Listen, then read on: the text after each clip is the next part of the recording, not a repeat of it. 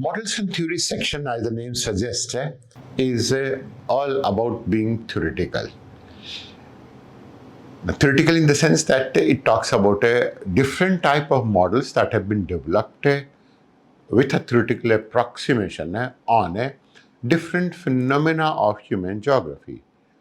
It is about why the people going to move, where the people going to move, where the agriculture takes place, where the industry will going to be established, how is it that economic growth takes place, a model for almost everything in this case.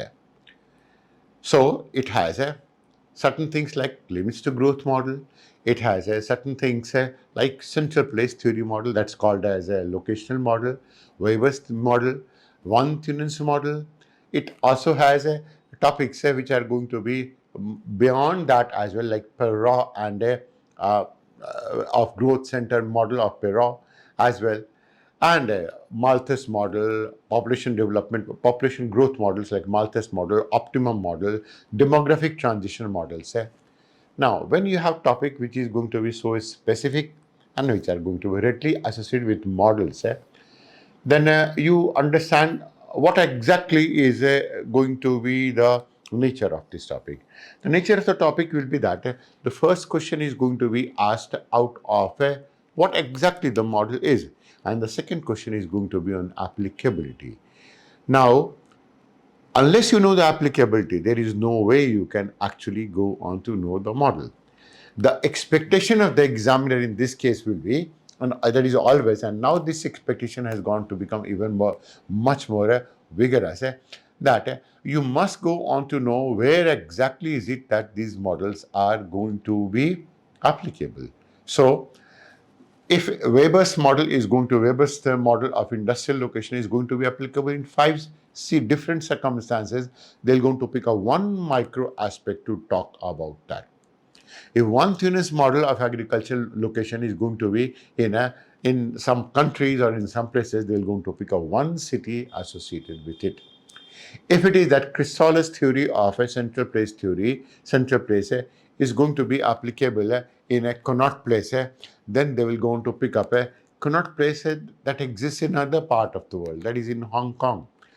And they will go on to ask you, how is it that this is applicable there also? And demographic transition model, to what extent is going to be relevant? Now, that is going to be one component associated with it. The second component will be, how is it that it is applicable in India and to what extent it has aided development? Now, imagine there are going to be two components of the question. How it is applicable in India, where exactly is it applicable in India, and to what extent has it aided development?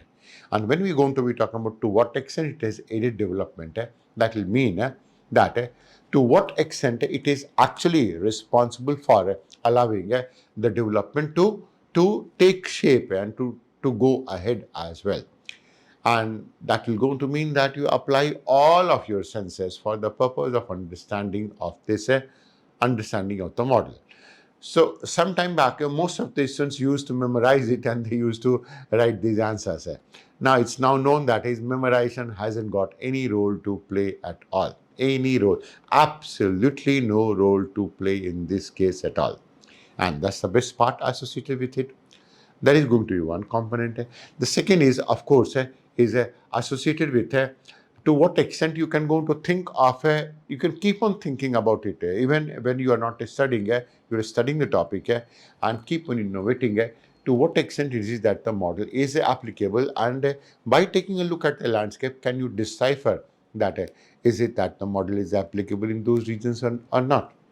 Now, that is what you have to think of. Applicability is what exactly is the most important plank of it. Now, as and when you go ahead with this topic, you will understand it much better. But then, that is what models and theory section is going to be all about.